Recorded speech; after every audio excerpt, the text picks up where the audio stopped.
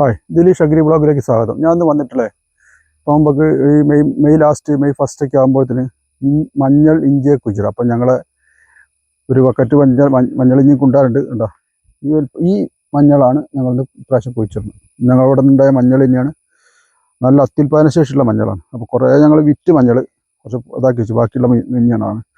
അപ്പോൾ 12ഓളം തടത്തിലാണ് ഇപ്പോൾ ഞാൻ ഏരെടുത്തിട്ടുള്ളത്. ഈ ഓലട്ടതെന്ന് വെച്ചാൽ നായ്ക്കളെന്ന് കേട്ടിരുത്താണ്ടിട്ടാണ് ഞങ്ങൾ ഓലട്ടത്. അപ്പം ശേഷം വീഡിയോയിലേക്ക് ഈ ഓലയൊക്കെ ഒന്ന് എടുക്കണം കേട്ടോ.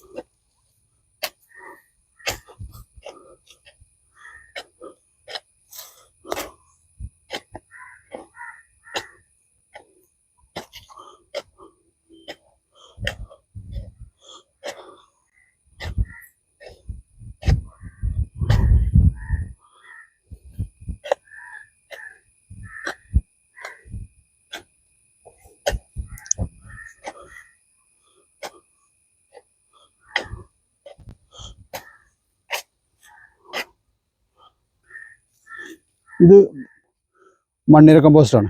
ഞങ്ങൾ മണ്ണിര കമ്പോസ്റ്റ് ശേഷം തടത്തിലായിട്ടായിട്ട് വെക്കുക ചെയ്യുക. അപ്പോൾ എന്താ വെച്ചാൽ നല്ല വരവായിരിക്കും ഇത് വരിക.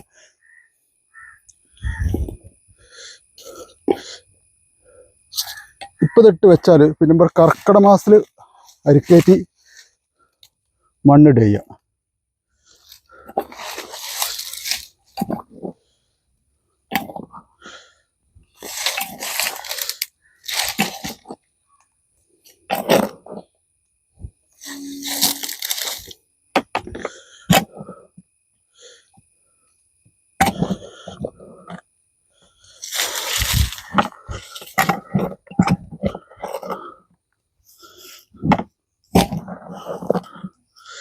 മണ്ണിര കമ്പോസ്റ്റ് ഇട്ടാലിൻ്റെ ഗുണം വെച്ചാൽ അടിപൊളിയായിട്ട് ഇത് മുള പൊട്ടിയിട്ട് പോരും. നമുക്ക് പിന്നൊരു വളർന്ന വരാല്ലേ ഇത് തന്നെ മതി. അത് അതിൻ്റെ ഗുണം. ഇപ്പം ഞങ്ങൾ 3 ഏരാണ് ചെയ്യേണ്ടത്. ഒരു ഏരിൽ ഇപ്പം ഞങ്ങൾ ഇടണം എത്ര വെച്ചാൽ ഒരു 500 ഗ്രാമിൻ്റെ അടുത്തിട്ടുണ്ട്.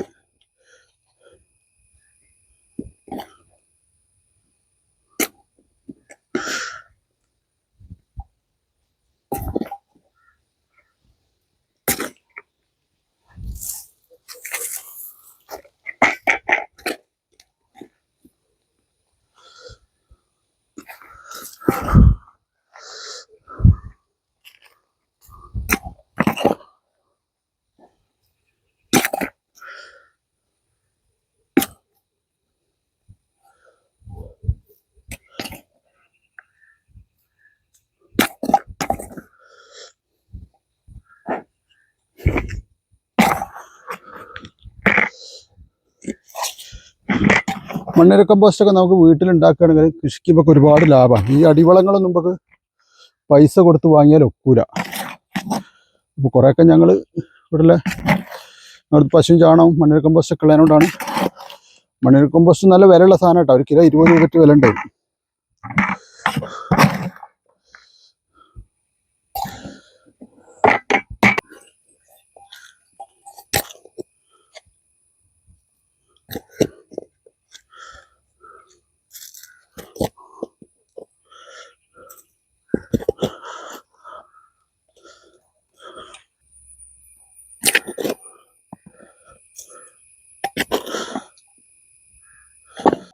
ഇത്രയും നല്ല വിത്തുകളാണ് ഞങ്ങൾ ഓരോന്നിനും ഇടുന്നത് കേട്ടോ. കാരണം നമ്മൾ ഇത് തൂക്കി വാങ്ങിയിട്ടില്ല. ഞങ്ങളിവിടെ 100 രൂപയായിട്ടാണ് വിത്ത് കൊടുത്തത്. നല്ല അടിപൊളി വിത്ത് കൊടുത്തത്. അപ്പോൾ ഞങ്ങൾ ബാക്കി ഞങ്ങൾ പൊടിക്കാൻ കൊടുക്കുക ചെയ്യുക, പൊടിച്ചിട്ട് വിൽക്കുക ചെയ്യുക കുറേ.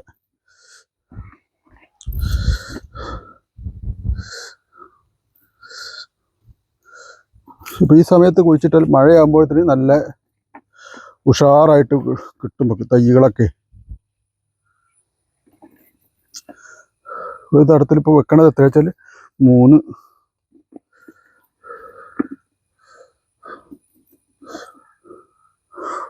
1 2 3 4 5 6 7 8 9 10 11 12 13 14 15 16 17 18 19 20 21 22 23 24 25 26 എണ്ണമാണ് ഞങ്ങൾ ഒരു ഏരിൽ വെക്കണം കേട്ടോ. അത് പല ഏരും പല വലിപ്പത്തിലായിരിക്കും.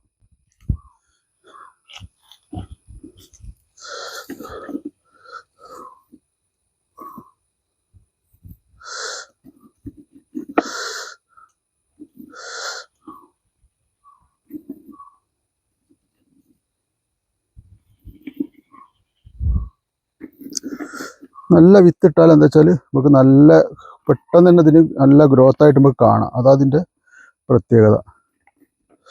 സാധാരണ പീടികയിൽ നിന്ന് വാങ്ങണ ഇത്ര വിത്തൊന്നും ഇത്ര വലിപ്പമൊന്നും ഉണ്ടാവില്ല. അത് നമ്മുടെ അടുത്തുള്ള വിത്തായതുകൊണ്ടാണ് നമുക്ക് ഇത്ര ഉഷാറായിട്ടിത് ചെയ്യാൻ കഴിയണത്.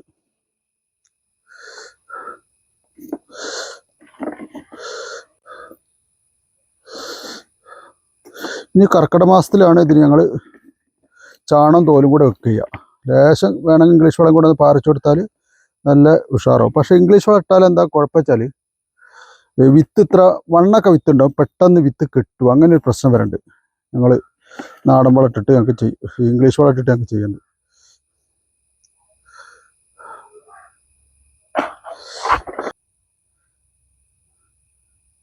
ഇനി ഇവിടെ കുഴിച്ചിട്ട് വെച്ചാൽ ഇങ്ങനെ വിത്ത് ഇങ്ങനെ വെക്കുക, മണ്ണിടുക, ഇങ്ങനെ വെക്കുക, മണ്ണിടുക.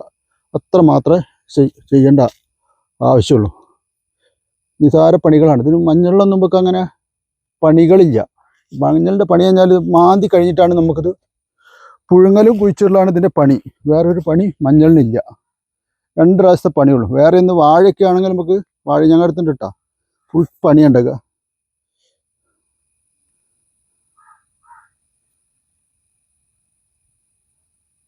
ഇപ്പോൾ കുഴിച്ചിട്ടാൽ കർക്കിടക മാസത്തിൽ നമുക്കിത് പെട്ടെന്ന് ഇതായി കിട്ടും. ഇപ്പം മഴയും പെയ്യണതിനോട് വലിയ പ്രശ്നമില്ല നമുക്ക്.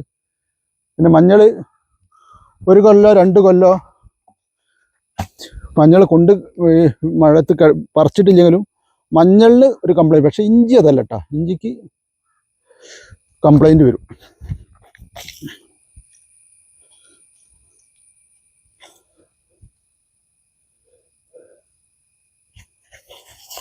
ഇത് മണ്ണൊന്നും ഇങ്ങനെ നീക്കി കൊടുത്താൽ പിന്നെ ഇതിലൊരു പ്രശ്നമില്ല.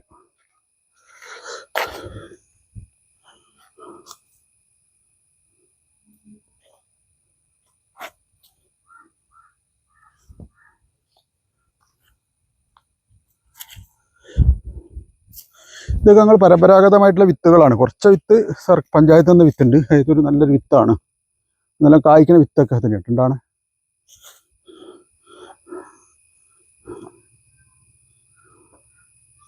നാടൻ വിത്തൊക്കെ പോയിപ്പോൾ ഇങ്ങനെ ഇവർ വന്നോടുകൂടി പുതിയ ഓരോ ശാസ്ത്രജ്ഞന്മാർ ഓരോ വിത്തുകൾ ഉണ്ടാക്കുമ്പോൾ നമ്മളെ നാടൻ വിത്താണ് അത് ക്ഷീണിച്ച് വരുന്നത്. അത് നല്ല വിത്തായിരിക്കും. ഉണ്ടോ ഒരു വിത്തിൻ്റെ വലിപ്പം കണ്ടില്ല നിങ്ങൾ? പേരൊക്കെ ഉണ്ട് ഇതിന്. പേരൊന്നും എനിക്കറിയില്ല.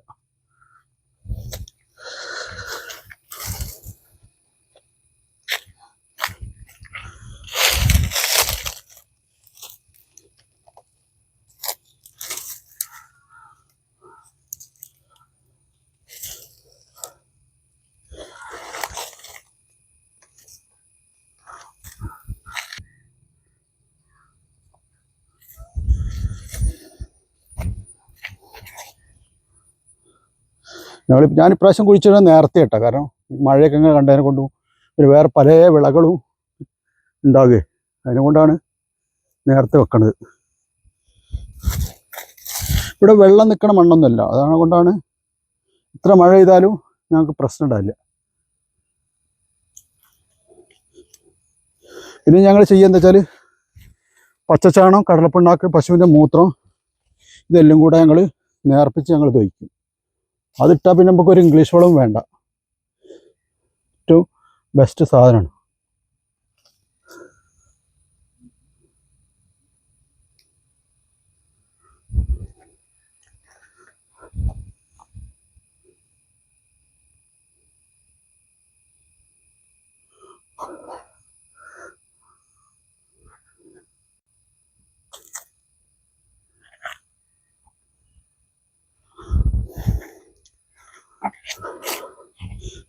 കേട്ടോ, ഇത് 3 തെഴായിട്ട് വരുന്നത്, 1 2 3 4 തെഴ് വരുന്നത്.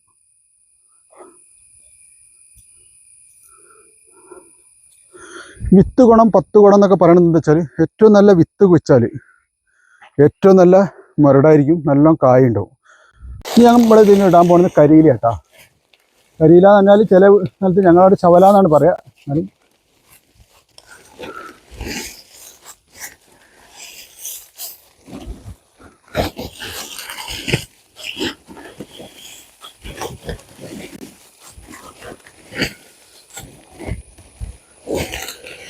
ഇപ്പോൾ കരിയിലിട്ടാൽ എല്ലാ ഗുണം എന്താ വെച്ചാൽ, നമുക്ക് കർക്കിടക മാസത്തിൽ ഇനി വേറെ വളം എന്തെങ്കിലും ഇട്ട് കൊടുത്താൽ മതി. കരിയില നല്ല പൊടിഞ്ഞിട്ട് നല്ല ഉഷാറായിക്കോളും ഇപ്പോൾ അത് ഇട്ടാൽ.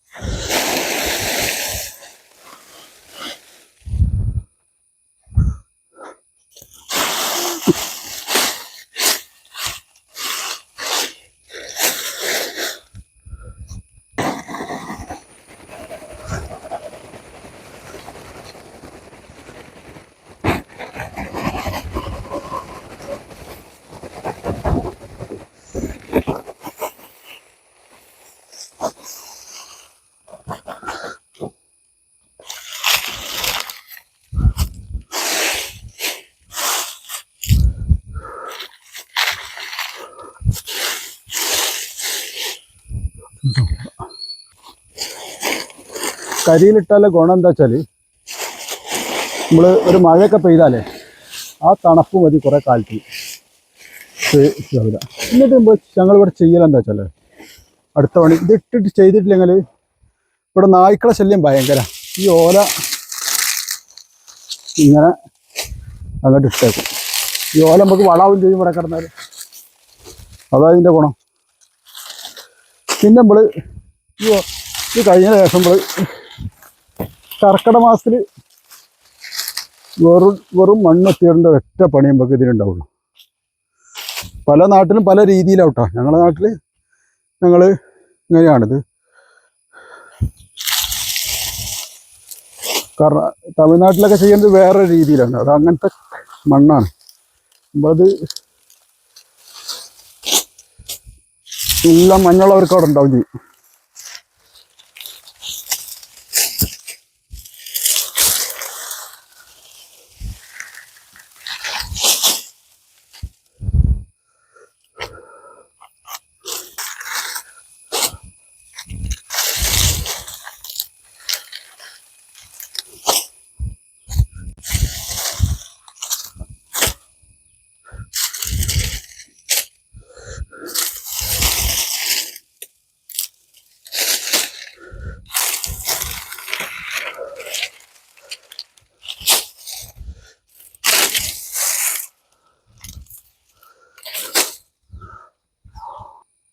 ഇപ്പോൾ ഇത് കൂടുതൽ ഏര് മഞ്ഞൾ ഞാൻ ഉണ്ടാക്കിയാണ്. പക്ഷേ ഇപ്പോൾ ഞാൻ വെച്ചാൽ 3 നേരം കഴിയുന്നുണ്ട്, 3 നേരം കുറച്ചും കൂടെ ഇടാണ്ട്. പിന്നെ ഇനിയിപ്പോൾ ഇത് ചെയ്യേണ്ടതെന്ന് വെച്ചാൽ, ഇനിയിപ്പോൾ നമ്മൾ കർക്കിടക മാസത്തിൽ ലേശം ഇംഗ്ലീഷ് വളം വേണം, ഇംഗ്ലീഷ് വളം ഇടാം. ഏത് വളമാണ് നമുക്ക് ഉചിതത്തിലുള്ള വളം ഇട്ടാൽ മതി. പിന്നെ ഇത് ഇങ്ങനെ ചെയ്യാൻ ഇപ്പോഴും ചെയ്യേണ്ട സമയമാണ്. അധികം ജൂൺ മാസത്തിൽ ഒന്ന് കഴിഞ്ഞ് ചെയ്യരുത്, അതിൻ്റെ മുന്നേ ചെയ്യേണ്ടതാണ് നല്ലത്. എന്നാൽ ഈ ജൂൺ മാസം ആകുമ്പോൾ തന്നെ നല്ല വെയിലും നല്ല കാര്യങ്ങളൊക്കെ ഉണ്ടാകുമ്പോൾ എല്ലാം കൊണ്ടും ഇതിന് കാലാവസ്ഥയ്ക്ക് അതിന് ഉചിതമാണ്.